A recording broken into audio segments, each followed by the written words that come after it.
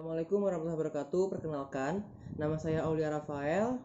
Saya mahasiswa dari Universitas Internasional Batam, Fakultas Ekonomi dengan program studi manajemen NPM 1841081. Nah, kali ini saya akan ngebahas untuk ujian UAS dari mata kuliah Hukum Bisnis tentang waralaba di Indonesia. Subjek presentasi yang akan saya jelaskan ialah pertama, pengertian waralaba, kedua, karakteristik, ketiga, dasar hukum, dan yang terakhir adalah perjanjian. Untuk pengertian waralaba sendiri, dalam bahasa Latin itu adalah franchise, dalam bahasa Inggris itu diartikan sebagai franchising, di mana artinya itu ialah hak atau kebebasan.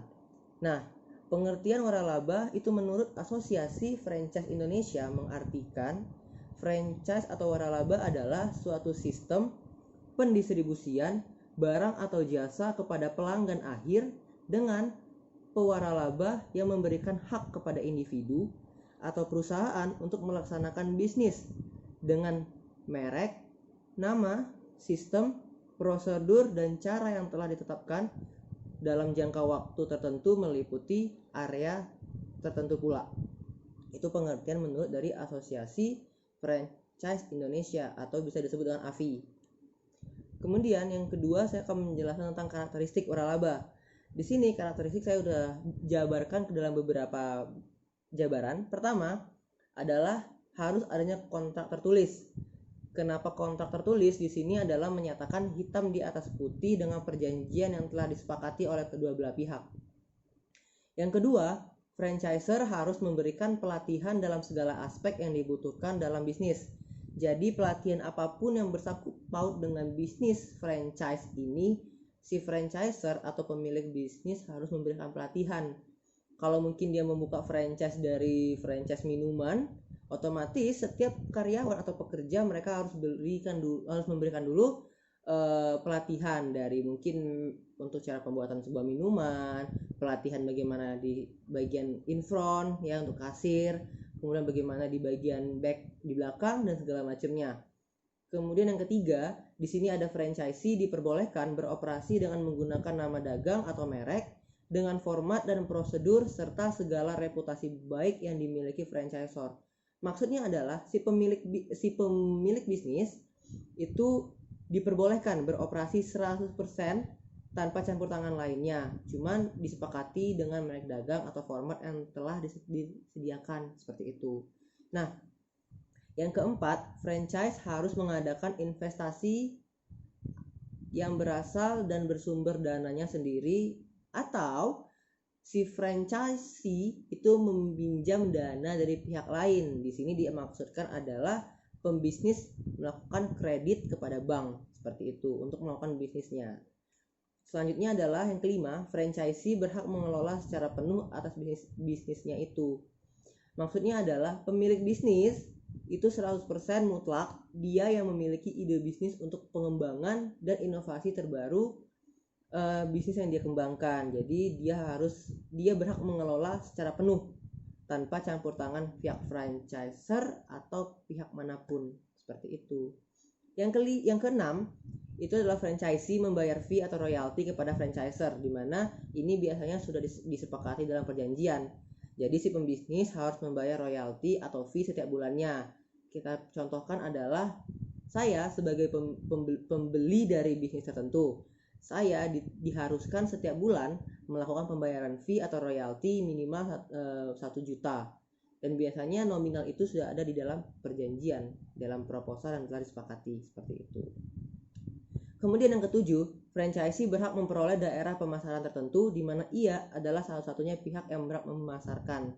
Maksudnya di sini ialah si pembisnis ini memperoleh daerah pemasaran. Jadi dia tahu di mana dia harus memasarkan produknya dan segala macamnya. Dan itu biasanya kitnya itu dibantu dari si franchiser.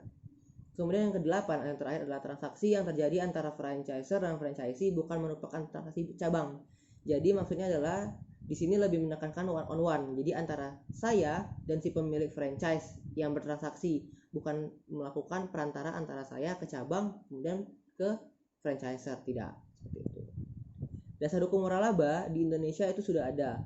Di sini saya memiliki 6 dasar hukumnya. Pertama, Peraturan Pemerintah Nomor 42 Tahun 2007 tentang waralaba. Yang kedua, Keputusan Menteri Perindustrian dan Perdagangan RI Nomor 259/MPP/Cap/1997 tanggal 30 Juli 1997 tentang ketentuan tata cara pelaksanaan pendaftaran usaha waralaba. Yang ketiga, Peraturan Menteri Perindustrian dan Perdagangan RI Nomor 31 MDAG/Per/8/2008 tentang penyelenggaraan waralaba. Nomor 4, Undang-Undang Nomor 14 Tahun 2001 tentang hak paten, Undang-Undang Nomor 15 Tahun 2001 tentang hak merek, Undang-Undang Nomor 30 Tahun 2000 tentang rahasia dagang.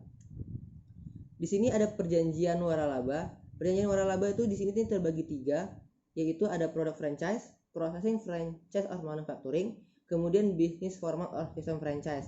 3 jenis ini atau perjanjian ini itu dicetuskan oleh East Asian Executive Report tahun 1983. Untuk produk franchise yang pertama itulah di mana bentuk waralaba dilakukan bagi penerima waralaba hanya bertindak mendistribusikan saja produk dari partnernya. Contoh dari perusahaannya yaitu bahan bakar Shell atau British Petroleum.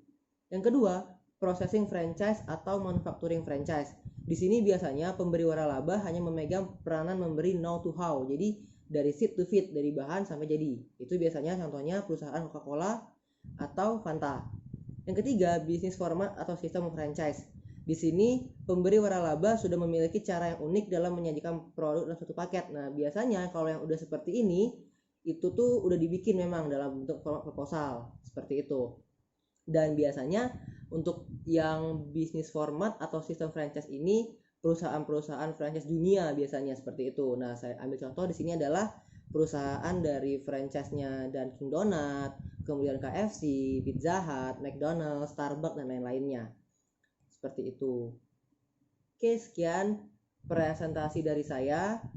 Mohon maaf bila ada salah kata dan terima kasih sudah menonton video ini. Thank you for attention. Thank you for watching. Assalamualaikum warahmatullahi wabarakatuh. Selamat malam.